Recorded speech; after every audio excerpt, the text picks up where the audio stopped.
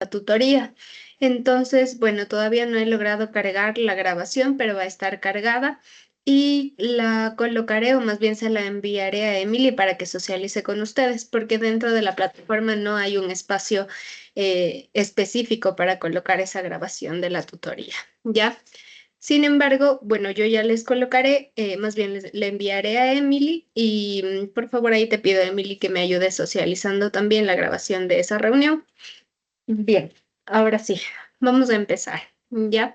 Ah, también antes de eso, bueno, he estado bastante enferma, como tal vez pueden darse cuenta, por lo que aún no he logrado cargar la actividad que tienen que realizar esta semana en la plataforma de la evaluación sumativa final 2.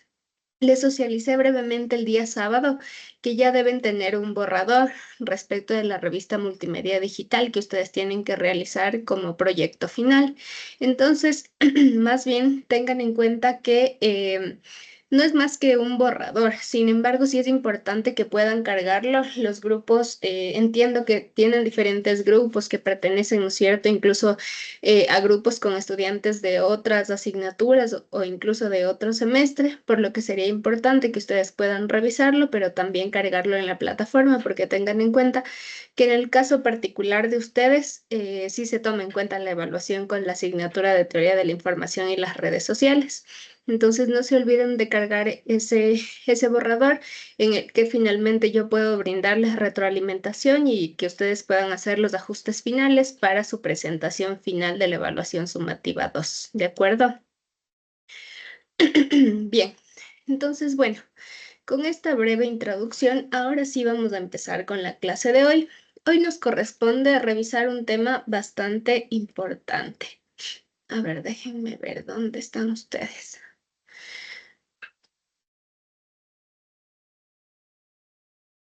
Ya, les voy a compartir pantalla como estaba haciendo otro tema.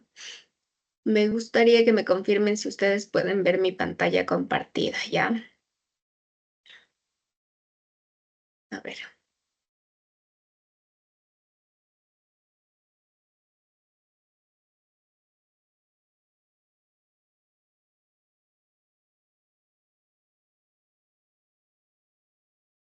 Ahí pueden ver la presentación, ¿cierto? Sí se ve, Alicia, Sí, se buenas ve, noches. Magister. Ya, súper, buenas noches. Listo, entonces, bueno, en la clase anterior aún conversábamos sobre temas éticos y deontológicos que tienen mucho que ver con el tema del uso de algoritmos y la automatización de diferentes procesos en los entornos digitales. Recuerden y retomemos un poquito este asunto porque debíamos cerrar un poquito este tema en cuanto a las noticias escritas, los humanos versus los algoritmos, ¿sí? Y es que en esta investigación que revisábamos la clase anterior, veíamos que se da o se lleva a cabo a propósito de el crecimiento de los algoritmos en el proceso de creación de noticias, ¿no es cierto? Que ha llevado a que se den diferentes investigaciones para poder comprender también cuál es el estudio o cuáles son las condiciones actuales en las que se desarrollan este tipo de noticias creadas a partir de la inteligencia artificial. ¿Sí? Entonces, bueno, en este documento veíamos o se hacía un análisis de las informaciones, como diría también Sonia Parrat, publicadas por el diario Sport en su versión online, pero específicamente se limita a noticias sobre resultados de encuentros deportivos en segunda división, buscando, no sé, como un análisis un análisis equilibrado, sí, para poder revisar esas características sin incidir un poquito en temas más de opinión o temas más humanos que se desarrollen a partir de las noticias escritas de humanos versus los algoritmos. Entonces, tenemos algunas características que logran evidenciarse en esa investigación. Lo primero es que el periodismo artificial, es decir, estas noticias narradas a partir de estas estructuras algorítmicas, ¿no es cierto?, tienen diferentes patrones que de alguna manera generan un trabajo efectivo de las noticias y podemos decir que en este sentido existe también una apuesta positiva por la utilización de la inteligencia artificial en cuanto a la redacción del género noticioso, ¿sí? porque si bien en la actualidad, y bueno, desde hace un montón de tiempo, ha venido estructurándose la noticia de manera jerárquica, ¿no es cierto? Es decir, a modo de una pirámide invertida, donde la información más interesante o más importante se encuentra en la parte inicial de la noticia. Esto ustedes debieron verlo en la asignatura de géneros periodísticos, ¿sí? Y entonces tenemos una estructura que se compone de un lead, de sumarios, bueno, de un titular, ¿no es cierto?, el cuerpo de texto y los detalles menores al final de la noticia. En este caso, fíjense cómo, por ejemplo, las personas pueden escribir prompts que están estableciendo ya un orden estructurado de la noticia, por lo que a partir ya de la generación final, ¿no es cierto?, de este tipo de inteligencias artificiales, a partir de algoritmos, se logra estructurar de una manera muy organizada la noticia, ¿sí? Por ejemplo, en el bloque 1 allí se evidencian en el lead algunos detalles que normalmente tiene o que profesionalmente tiene la construcción de una noticia. Por ejemplo, en una frase 1 se evidencia que la mayoría de noticias colocan el resultado del partido, cómo estaban clasificados antes del partido y cómo quedan clasificados después del partido. Luego, en el bloque 2 se da un relato cronológico en los párrafos 2 y 3, por ejemplo, respecto de qué sucedió el primer tiempo y el segundo tiempo, ¿sí? En el tercero, un bloque de incidencias, teniendo en cuenta el párrafo 4, en el que se determina qué cambios o sustituciones existió durante el partido. Y el párrafo 5, cuáles fueron las tarjetas mostradas, ¿sí? Y asimismo, la noticia finaliza con un bloque 4 de proyección y consecuencias, con un párrafo 6 desarrollando un poquito más lo que se colocaba también en el párrafo introductorio del LIC, cómo queda la clasificación. Y finalmente en el párrafo 7, contra quién juega cada uno de los equipos la siguiente jornada. Si ustedes se dan cuenta, la evidencia nos deja ver también que no hay una desinformación en ese ejercicio periodístico artificial, ¿sí? La nota o la noticia está bien desarrollada, muy bien estructurada también, pero obviamente tiene una carga inicial de la información a partir de los prompts que da un ser humano. El tema siguiente. Aquí podemos hacer como o el documento también nos plantea hacer como una comparación, ¿sí? Respecto de qué es lo que surge a partir del encabezado del periodismo artificial versus el periodismo humano. Y aquí ya podemos encontrar algunos detalles que nos pueden ayudar a evidenciar cuáles fueron las diferencias, no los errores, ojo, porque en la investigación en realidad la determinación o las consecuencias y las conclusiones es que también es un ejercicio de un trabajo automatizado, más no de que se evidencie algún tipo de error al hacer periodismo artificial. Bueno, veamos algunos casos. En el caso del titular, nos menciona que es una frase corta, centrada en el resultado en texto y número, ¿sí? En cuanto al periodismo artificial. Ahora, si vemos el mismo titular, desde el periodismo humano nos menciona que es una frase corta, pero es evaluativa, centrada en proyección frente a las consecuencias, ¿sí? En proyección y consecuencias. Ahora, vemos o se evidencia también en cuanto al subtítulo un perífrasis del titular que no aporta información novedosa, ¿sí? Y cuando vemos también en el caso del periodismo humano una explicación del resultado e identificación de por qué ha sido ese el desenlace, ¿sí? Y asimismo en cuanto a la firma. En el caso del periodismo artificial no se podría evidenciar la escritura de un periodista como tal, a pesar de que haya sido un periodista el que fue guiando a la inteligencia artificial a partir de un prompt, ¿sí?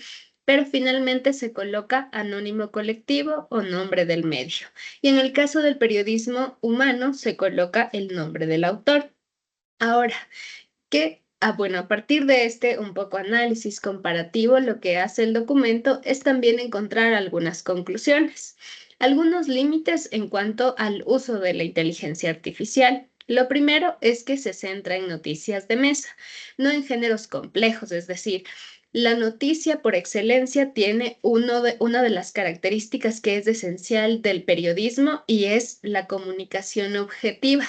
Si nosotros podemos hablar desde el ejercicio de las noticias en inteligencia artificial, podemos decir que es una tarea que en cuanto a los ajustes matemáticos, etcétera, etcétera, de los algoritmos, ¿no es cierto? Las noticias pueden comunicarse de manera objetiva, ya que no necesitan de una subjetividad o un punto de vista o algún tipo de juicio de valor también.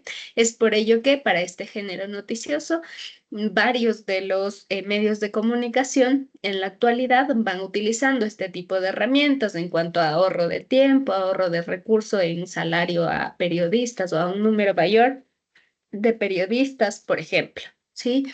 Sin embargo, el límite es que se limita a las noticias y no a la realización de géneros complejos como el periodismo de calle, es decir, el periodismo social, por ejemplo, o el periodismo político, donde sí se requiere un mayor rigor, pero también un mayor acercamiento a la ciudadanía, a los protagonistas de los diferentes hechos coyunturales, la caracterización, por ejemplo, que enriquece a la crónica periodística y algunas otras características. ¿Sí?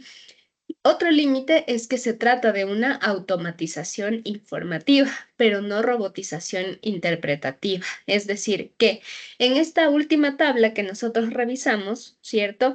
Hay una característica fundamental y es que, sobre todo en cuanto al título, por ejemplo, vemos que este tema de frase corta evaluativa evidencia que hay un cierto nivel de subjetividad al momento de que un periodista humano redacte la noticia, a diferencia un poquito del periodismo artificial, que meramente su objetivo será contar la noticia sin algún criterio o juicio de valor. ¿Sí? Ahora, ¿cuáles han sido los cambios estructurales? Por un lado, las infraestructuras sin teclados o ratones con métricas de engagement y CTR priorizado y también priorizando consumo sobre rigor. Es decir, que este tipo de características hacen que se pueda evidenciar un mayor consumo también en cuanto a las inteligencias artificiales. Lo siguiente es que se requiere una segmentación de contenidos según las preferencias de cada audiencia, ¿sí? Teniendo en cuenta también que cada medio en cuanto a su bagaje, ¿no es cierto? En cuanto a su trayectoria también va generando de alguna manera que las audiencias tengan diferentes características, personalidades, gustos, edades y también de acuerdo a su tipo de consumo o temáticas de consumo, incluso, ¿sí? Lo siguiente es que otro cambio estructural que se genera es que se dan reducción de costes. Por supuesto, teniendo en cuenta que o que una sola persona puede ser mucho más rápido el trabajo de varios periodistas si utiliza la inteligencia artificial, ¿sí? Pero también de manera negativa afecta el acceso al empleo de muchos y muchas periodistas. Bien. ¿Cuáles son los desafíos y tendencias? Por un lado, la credibilidad, la lucha contra las fake news, noticias falsas, ¿no es cierto?, mediante verificación, el valor de marca también que aportan los diferentes medios de comunicación a propósito de lo que veremos la clase de hoy, y también mantener la confianza en periodistas cercanos, es decir, que en la actualidad el ejercicio del periodismo tiene un valor mayor en cuanto a la curación de la información, que también lo vamos a ver más adelantito en el siguiente documento. Lo siguiente es la narrativa algorítmica, una evolución hacia los relatos interpretativos, es decir, que también el valor periodístico recae sobre los diferentes géneros periodísticos por fuera de la noticia, es decir, que solamente se pueden enriquecer a partir de la voz de un o una periodista. El siguiente tema es el rol periodístico, que por supuesto, por esta competitividad que se ha generado a partir del uso de la inteligencia artificial, exige muchísima creatividad, originalidad y participación cognitiva para evitar lo predecible a partir de estos procesos matemáticos de la inteligencia artificial. Y finalmente, también hay un desafío importantísimo que es la ética, pues también urge una roboética, como nos menciona el documento, para textos generados por IA, es decir, que en algunos casos no son distinguibles de los géneros que son o de las noticias que son generadas por los periodistas humanos y que a la vez convencen, ¿no es cierto?, a las audiencias a creer que esa información fue generada por una persona normal. ¿Ya? Vamos a continuar entonces con esto para revisar el documento que se denomina No diga fake news, diga desinformación. Esta es una revisión sobre el fenómeno de las noticias falsas y sus implicaciones. Este documento lo desarrolla Carlos Rodríguez Pérez en el 2019. A pesar de ello, se mantiene, a pesar de que es en el 2019, todavía se mantiene con mucha vigencia hasta la actualidad. Incluso hay debates que van enriqueciendo muchísimo más a este tipo de documentos y de investigaciones. ¿Sí? Ahora, en esta clase lo que vamos a revisar, ahora sí introduciendo a la segunda parte del subtema 4.1, hablando de seguridad, privacidad y manipulación algorítmica, vemos que una de las características importantes y no menores y que no hay que dejar de lado a propósito del uso ético de la inteligencia artificial, por ejemplo, el acceso a la información en cuanto a la escalada en un porcentaje muy importante de la desinformación, como mencionaría este documento. En este caso, el autor propone que no se debe mencionar como fake news o en español como noticias falsas, teniendo en cuenta que le estamos dando una categoría de noticia a una información que no es real y que cuando hablamos, ¿no es cierto? O cuando conceptualizamos a la noticia, decimos que tiene esta característica de difundir información con objetividad, por lo que el autor propone, por un lado, no hablar de noticias falsas porque finalmente no son noticias, y por otro lado, porque decir que una noticia falsa es solamente eso, también dejaría de abarcar algunos otros criterios que hacen que la desinformación también vaya proliferándose por otras características. ¿Sí? Por ejemplo, en esta introducción se nos menciona que incluye una amplia gama de prácticas como la propaganda, por ejemplo, los contenidos engañosos, las mentiras deliberadas y la manipulación de los hechos también, es decir, que no son solamente las noticias falsas, sino otro tipo de criterios que son propios también de la evolución tecnológica y que ahora, a pesar de que en este documento no se aborda, pero sería importantísimo discutir, se agudiza muchísimo más con el uso de la inteligencia artificial y desde inteligencia artificial para crear y mover y poner escenarios e inventar discursos, etcétera, etcétera. ¿Sí? Bien, entonces, bueno, este documento nos habla de 4 razones para hablar de desinformación y no de noticias falsas. El primero es la complejidad del fenómeno. Vamos a ir revisando cada uno de ellos, ¿sí? Ayúdenme con la lectura, por favor. Vamos, Shirley, ¿puedes ayudarnos tú con la primera razón? Leemos toda la diapositiva, por favor. Ok. Primera razón, la complejidad del fenómeno. La desinformación abarca un espectro más amplio que las fake news, incluyendo contenido informativo, fraudulento fake news, contenido engañoso, misleading content, discursos de odio, mala información, errores no deliberados de medios o periodistas, misinformación. Wall y Dershan 2017 proponen el concepto información disorder para describir este fenómeno en su totalidad, destacando la necesidad de abordar las diversas manifestaciones de la desinformación, más allá del término simplificando de fake news. Muchas gracias, Shirley. A ver, esta es una de las primeras características que mencionaba anteriormente. Ahora, a ellas se suma una adicional.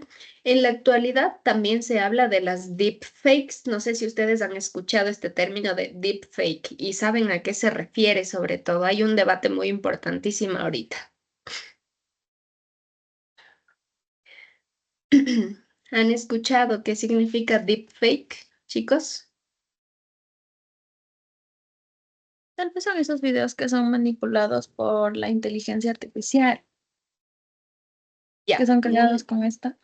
Va por ahí, Shirley, pero no necesariamente son videos, sino que, bueno, la palabra deep se traduce en español como profunda, por lo que se habla de una desinformación profunda, teniendo en cuenta que antes, por ejemplo, varios periodistas mencionaban, ¿no? Incluso el mismo ejercicio de nuestros abuelitos, por ejemplo, ¿sí? Para saber que una información era real, lo que hacían era encender el televisor, ver las noticias, ¿no es cierto? O tomar un periódico, leer las noticias o encender el radio y escuchar las noticias y sabían que era noticia, ¿sí? En la actualidad también se ha dado uno de los fenómenos, digamos, importantes en cuanto a la búsqueda de la información o saber esta discriminación, ¿no es cierto?, de la desinformación. Caramba.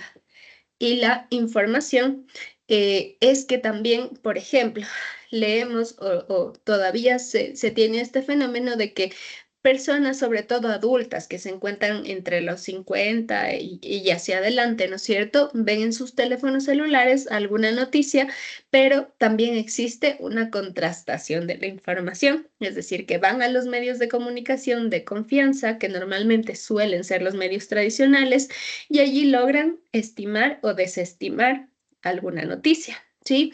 Ahora, las deepfakes, que es la que se suma en esta primera razón, son lo que bien nos mencionaba Shirley, estas noticias que, o bueno, esta información que realmente parece convincente y que es mucho más difícil de detectar, puesto que a partir del el uso de la inteligencia artificial, por ejemplo, para modificar videos, escenarios, comentarios, discursos, colores, etcétera.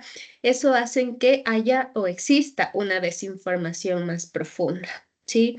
Sin embargo, bueno, como nos menciona el autor, podemos ver digamos, este primer criterio de fake que les mencionaba como otro de los criterios o espectros que se suman a este tipo de desinformación, ¿no es cierto? Se habla como contenido informativo fraudulento.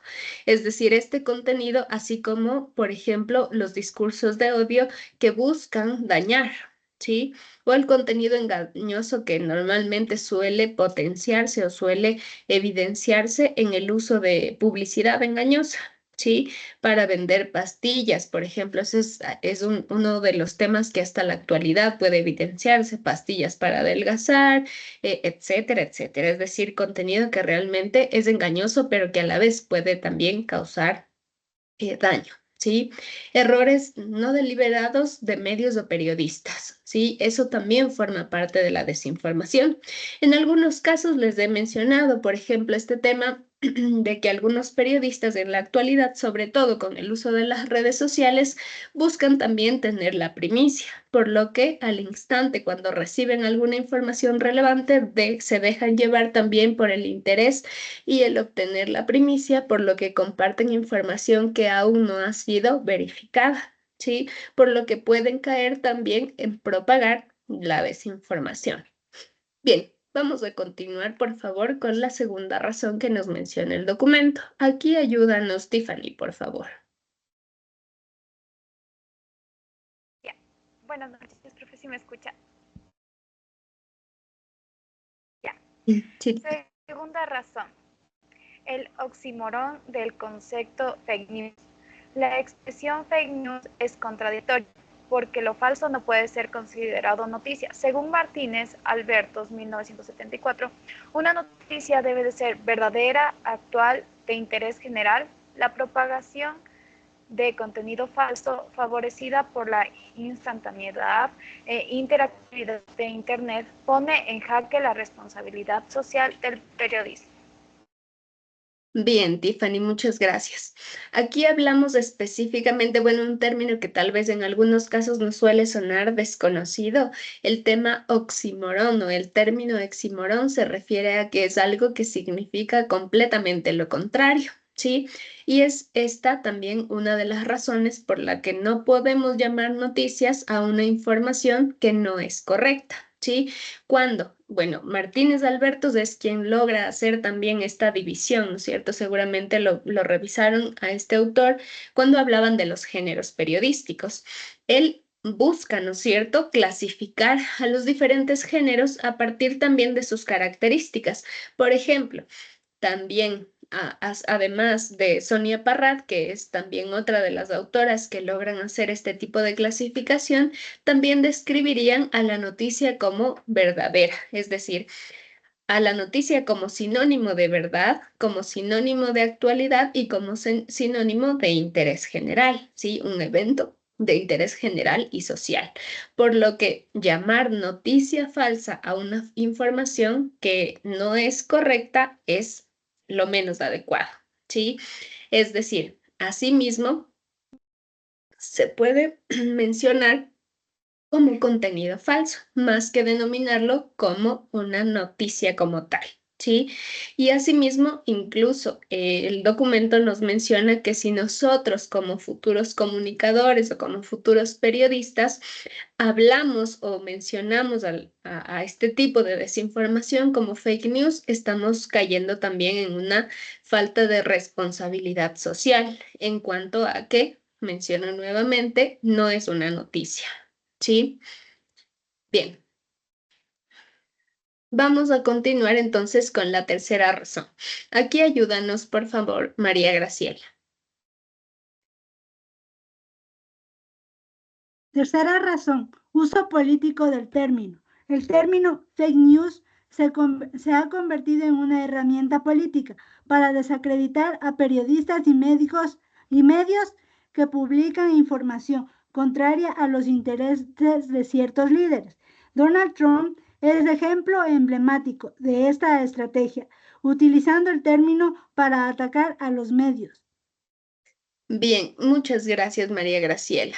Ahora, se evidencia, ¿cierto?, cómo también este tipo de términos que normalmente los manejan personas que no son conocedoras o también, digamos, símbolos del periodismo a nivel del mundo, se han utilizado para desacreditar también a los periodistas y medios, como bien nos menciona el documento. Un caso como ejemplo es el de Donald Trump, pero también seguramente ustedes han escuchado el Brexit, ¿verdad? ¿Qué es el caso del Brexit?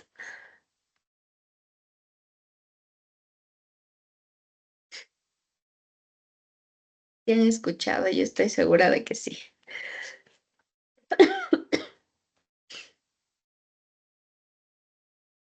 Les voy a poner de tarea que vayan a investigar qué es el Brexit y lo discutimos la próxima semana, porque es un caso que se evidencia a nivel del mundo en cómo tiene o alcanza niveles importantes la desinformación, ¿sí? Pero también cómo se utiliza, no solamente este término, pero cómo se utiliza este tipo de desinformación como una herramienta política, ¿sí?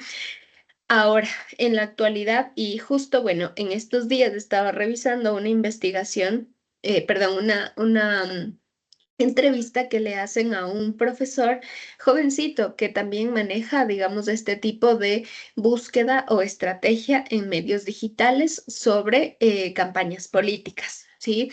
Y él habla, por ejemplo, de este tipo de término que yo les mencioné antes, que es la deepfake, ¿sí? Que son estas noticias, perdón, la información o desinformación profunda, ¿sí?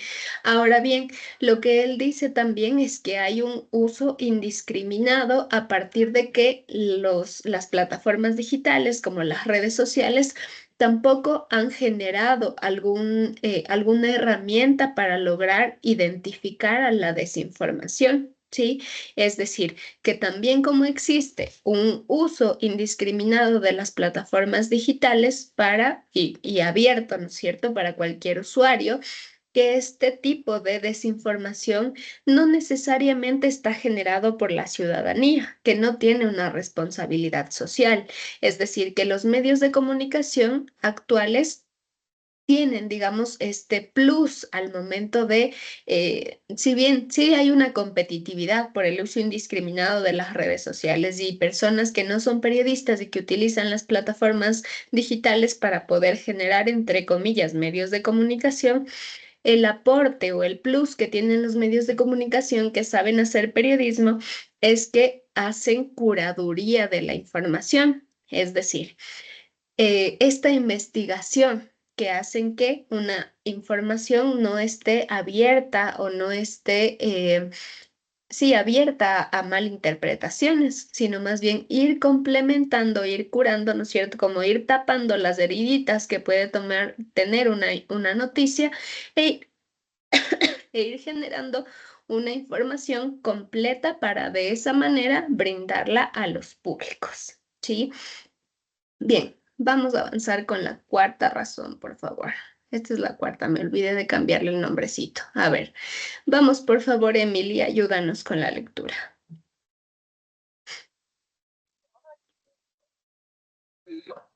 Tercera razón, motivaciones económicas e ideológicas. La producción de fake news tiene dos motores principales. Económico, generación de ingresos por publicidad mediante clickbait. Ideológico, promoción de posturas políticas o candidatos específicos. Alcode y Handcloud 2017 destacan que las fake news también buscan manipular la opinión pública y alterar procesos democráticos como elecciones y referéndums. Bien, muchas gracias, Emily. A ver, hablábamos de esta cuarta razón, que son las motivaciones económicas e ideológicas, que como les menciono, en realidad son un aparato importante dentro de la sociedad actual. Es decir, también el uso de este tipo de herramientas con un objetivo que busca favorecer intereses, sean políticos, así como también sean económicos, como bien menciona el documento. Lo primero que nos menciona, por ejemplo, a partir del uso de las redes sociales, es la generación de ingresos por publicidad mediante clickbait, que puede partirse, si bien sí, por ejemplo, de temas tal vez políticos, ¿no es cierto? Pero más tiene que ver con esta publicidad falsa que existe ahora, promocionando productos o servicios, normalmente en cuanto a productos que no funcionan, ¿no es cierto? Algunas, digamos, pueden evidenciarse en esta plataforma que se ha popularizado actualmente como Temu. Seguramente muchos de ustedes ya compraron en Temu, ¿cierto? Cayeron en este mundo de, digamos, de cómo también hacen sorteos, hacen diferentes, te ofrecen regalos, ¿no es cierto? Y te venden, y se ha evidenciado también muchos casos que se han viralizado en plataformas digitales como TikTok de las experiencias de personas comprando por este tipo de plataforma. ¿Sí? Y que finalmente les llega otra cosa muy distinta o tal vez de una calidad menor y a eso se refiere un poco este tema del clickbait, ¿sí? Que como nosotros vemos tal vez en nuestras pantallas, normalmente el producto o servicio que finalmente nos llega no es igual, ¿sí? Y el otro tema más ideológico que también surge o que también parte a partir de este objetivo de buscar poder político, sobre todo, ¿sí? Y de promocionar posturas políticas o también candidatos específicos. Y en esta misma entrevista que yo les menciono con un profesor ecuatoriano hablando de la desinformación en nuestro país, hablaba de las últimas campañas electorales y cómo se da un uso indiscriminado de la difusión de desinformación en estas plataformas digitales, sin una existencia de regulación, porque, ojo, por un lado, no hay una regulación por parte de las mismas plataformas para la difusión de noticias falsas, pero tampoco hay una regulación dentro de nuestros países respecto de la normativa, por ejemplo, en el Consejo Nacional Electoral, que regulen el uso de este tipo de plataformas en cuanto a la difusión de desinformación. Si bien sí hay allí, digamos, unas normativas que tratan de regular el aspecto más económico, es decir, cuánto dinero están gastando en estas plataformas, pero no hay un control específico que haga que no se difundan las noticias. Perdón, ahí caí, la desinformación, ¿sí? Bien, entonces, bueno, en ese sentido podemos también avanzar hablando de un fenómeno también, pero este sí importantísimo, que se denomina actualmente como el periodismo de verificación, que es solamente uno de los que logran generar una verificación de la información, ¿sí? Pero también, como les menciono, hay un ejercicio de curaduría más allá de la verificación. Este tipo de periodismo logran abarcar también, por ejemplo, algo que seguramente años atrás ya se venía ejerciendo, pero que en la actualidad tiene un valor mayor debido a la difusión masiva de la desinformación. ¿Sí? Ahora, por favor, ayúdanos con la lectura, Yesabela.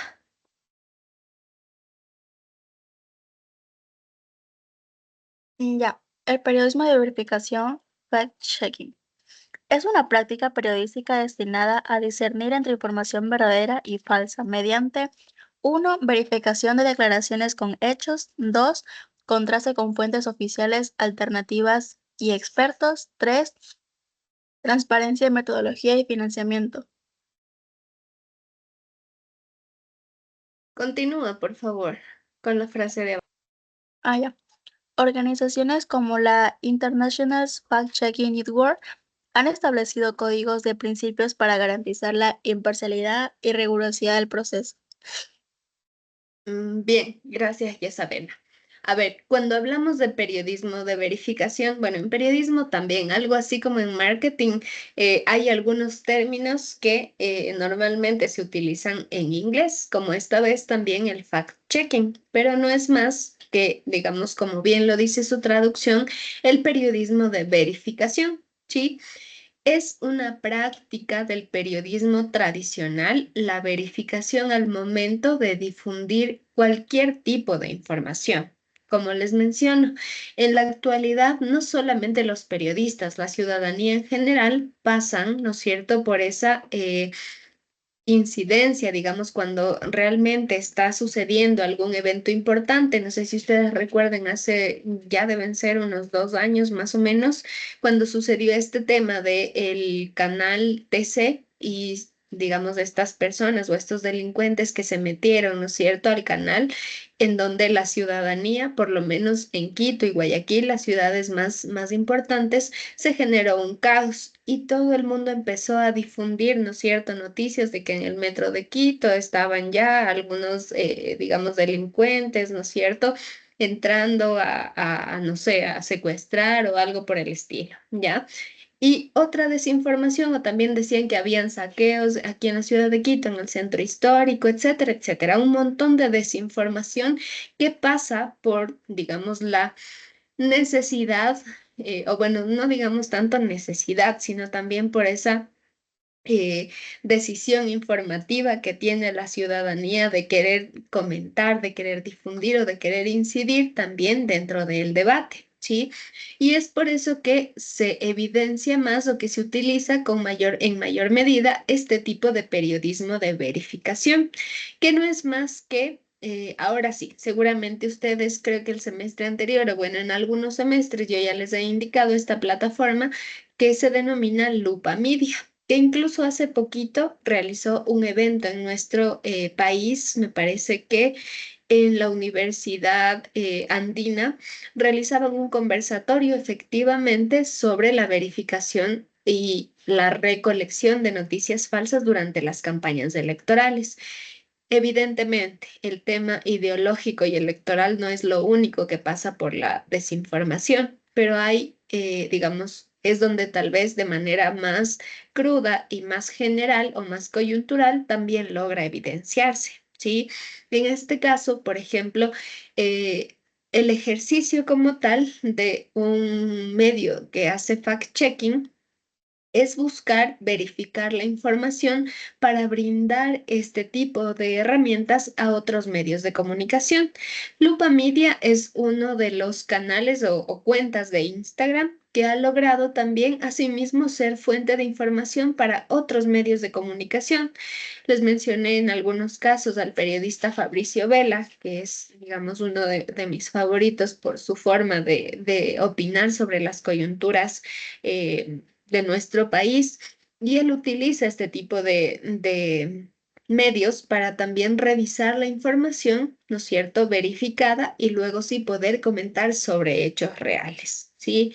Y este tipo de periodismo lo que hace es buscar las fuentes oficiales, qué dicen las fuentes oficiales, pero no solamente eso, sino revisar también qué tipo de información pueden aportar las fuentes alternativas y también qué dicen los expertos sobre algún tema social, cultural, económico o político. ¿Sí?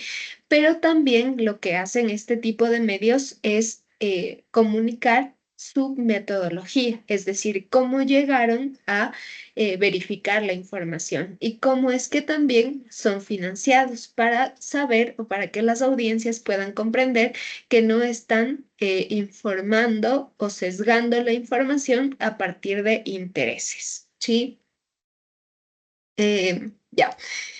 Voy a mostrarles brevemente a Lupa Media, a pesar de que estoy muy segura de que todos y todas ya conocen, porque es un medio que se ha popularizado muchísimo el último tiempo. Sí, a propósito incluso de este evento que les acabé de comentar que realizaron y que tuvo una importante incidencia en nuestro país.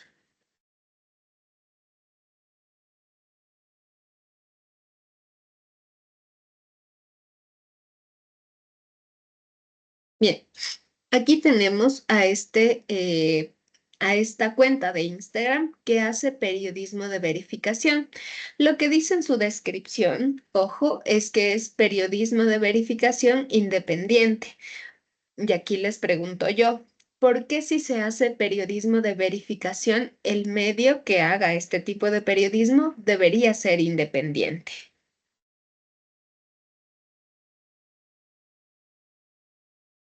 ¿Qué opinas, Natasha? Buenas noches, dicen. Yo creo que debería ser independiente porque al no estar ligado como a algo como político o público, tiene menor responsabilidad de ligarse a eso. Entonces puede hablar más libremente, se podría decir. Ya, súper bien, Natasha, muy bien. Y asimismo, el tema de, bueno, la transparencia pasa por la verificación, pero también el apartidismo, a pesar de que, bueno, yo no soy muy fan de ese apartidismo, porque también deben transparentar, ¿no es cierto?, su forma de comunicar. Pero un medio de comunicación que haga verificación no debería tener algún tipo de tendencia, como bien nos decía Natasha, ¿no es cierto? Bien. Entonces, lo que hacen, ¿no es cierto?, es evidenciar, por ejemplo, a partir, en este caso, ¿no es cierto?, de un termómetro. Por ejemplo, aquí lo que menciona es que la información es completamente falsa. Imágenes de la nevada en Cuenca, nos dice. Y hay un segmento que ellos tienen que es el Fact Check Express, ¿sí? Es decir, una curaduría de la información breve, ¿sí? En redes sociales se popularizó que existió abundante nieve en Turi y aquí se evidencia que fue una imagen editada. Dice, el GAT parroquial de Turi confirmó que la imagen de 4 de julio fue editada digitalmente con IA, pero nunca lo advirtió al público. Manipulación digital señalada, dice. Me imagino que lo pasaron por algún tipo de plataforma que tenía como Usted un mapa. disculpe, no se observa nada en la pantalla por si está compartiendo algo. Y estoy compartiendo. A ver, vamos a ver. No sé. Ya, vamos ahí. Ahí estamos compartiendo la noticia y si pueden ver, ¿cierto? Sí, Ya. muchas gracias. Entonces, fíjense, estas imagencitas que se encuentran en el lado superior, inferior izquierdo, seguramente fueron pasadas por algún tema. Por ejemplo, aquí dice representar sensación térmica. También suelen denominarse como mapas de calor, en las que permiten también revisar o encontrar algunos detalles de consumo, etcétera, etcétera. En este caso, dice, según el GAD, fue para representar la sensación térmica del momento, es decir, que el GAD parroquial Turi fue quien subió este tipo de imágenes, ¿sí? Y aquí dice, calle Nevada, imagen antigua, fue tomada en octubre de 2019 y corresponde al sector en Cajas. Imagen original de 2019. Fíjense, nevadas en distintos sectores, imágenes generadas con inteligencia artificial. Un análisis con Hub Moderation arrojó, me imagino que es, fíjense cómo aquí, digamos, se evidencia lo que acabamos de revisar.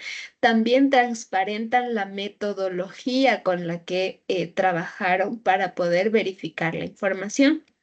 Dice, un análisis con Hype Moderation arrojó un 96,15% de probabilidad de que estas fotos fueron creadas con inteligencia artificial. 96,15% es un porcentaje altísimo que más bien sí evidenciaría el uso de inteligencia artificial.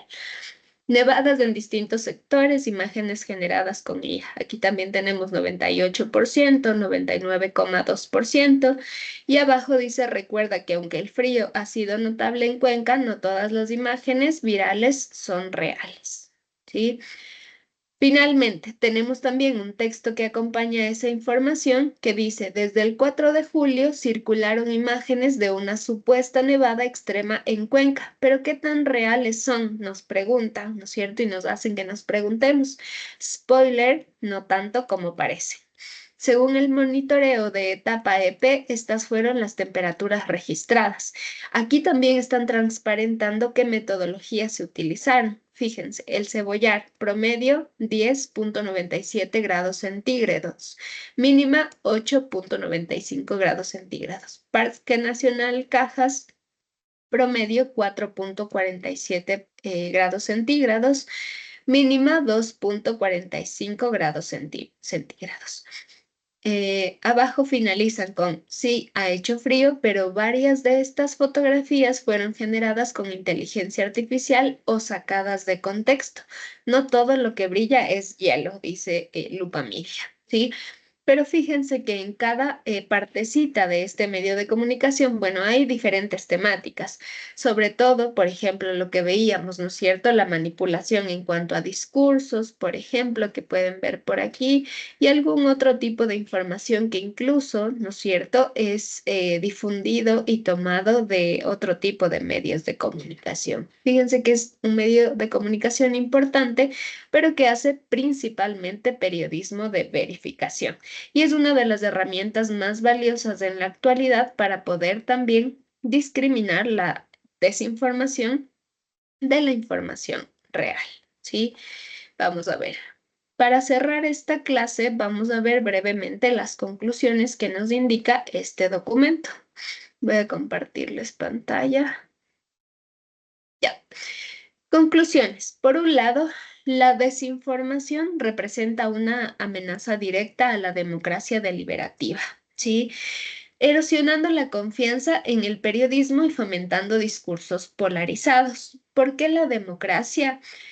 A ver, podemos hablar de que cuando, ¿no es cierto?, hemos visto el traspaso de la teoría de la información a la teoría de las redes sociales y cómo en este auge de la digitalización, si bien se ha fomentado tanto el acceso a la información como también el acceso a informar, pues la desinformación se ve también resquebrajada a partir de la democracia, teniendo en cuenta que la democracia también se expresa, por ejemplo, como en elecciones, y hay diferentes sectores con diferentes poderes, como económicos y políticos, que logran también incidir a partir de la difusión masiva de desinformación, como esta campaña o contracampaña que veíamos incluso antiética en las últimas redes sociales, de Noboa contra Luisa y así, ¿sí?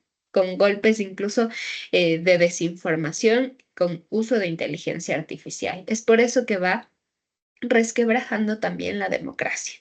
Lo siguiente es la responsabilidad de las plataformas sociales, es decir, esta característica que aún no existe un filtro o mecanismos que deberían implementar estas redes sociales, por ejemplo, o las plataformas digitales para controlar la propagación de contenidos engañosos y que hasta la actualidad no existen este tipo de filtros, ¿sí?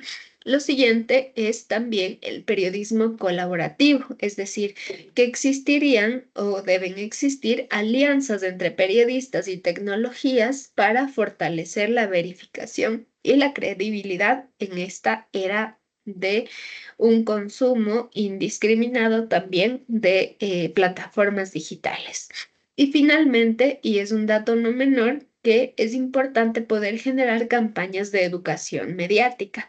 Si bien la ciudadanía tiene la responsabilidad de no difundir desinformación o información falsa, es importante también que el periodista que tiene un mayor manejo en el tratamiento y conocimiento en el tratamiento de la información y desinformación pueda incrementar la alfabetización informativa en la sociedad para fomentar una audiencia crítica respecto de cómo se consumen y qué tipo de información se consume en los entornos digitales. ¿De acuerdo? Con eso cerramos la clase de hoy, chicos y chicas, a menos que tengan alguna pregunta. Shirley, tienes tu manita levantada. Malfiste, disculpe, para pedirle unos minutitos después de la clase. ¿Será que podría? Por favor. Ya, listo, no hay problema. ¿Alguna pregunta, chicos y chicas, sobre la clase? María Graciela. Ya por la clase, no, magíster. Mejor dicho, agradecerle por el cambio de grupo. Ahorita estoy bien. Ya, listo, María Graciela, no te preocupes. Listo, chicos y chicas, que tengan buena noche entonces y nos vemos la próxima semana. Chau, chau. Muchas gracias, Magister. Gracias, profe, que se mejore.